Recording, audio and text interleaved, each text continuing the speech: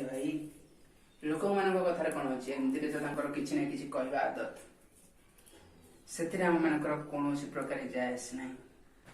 ଆମକୁ ଯଦି ଆମ ନିଜ ଲକ୍ଷ୍ୟ ସ୍ଥଳରେ ପହଞ୍ଚିବାର ଅଛି ନା, ସେଥିପାଇଁ ଆମ ହୃଦୟ କଣ କହୁଛି, ମାଇଣ୍ଡ କଣ କହୁଛି, ସବୁବେଳେ ଦୁଇଟା ଜିନିଷ ଧ୍ୟାନ ଦେଇ ଶୁଣିବାର ଅଛି।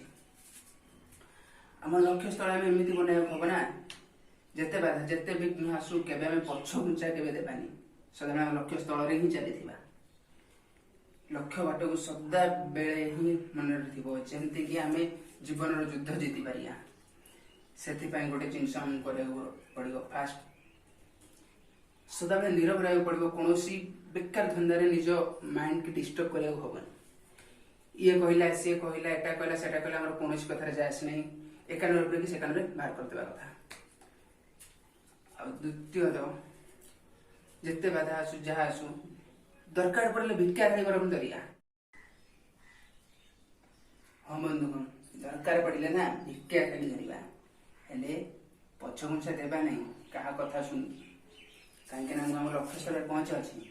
ଆଉ ଏଇଟା ମନେ ରଖ, ଗୋଟେ ଥର ଆମେ ଆମ ଲକ୍ଷ୍ୟ ସ୍ଥଳରେ ପହଞ୍ଚିଗଲେ ନା, ଯୋଉମାନେ ଆଜି ଆମ ଗୋଡ଼ ଟାଣୁଛନ୍ତି ତଳକୁ, ସେଇମାନେ ହିଁ ଆମକୁ ତାଙ୍କ ମୁଣ୍ଡରେ ବସେଇବେ ହେଲା।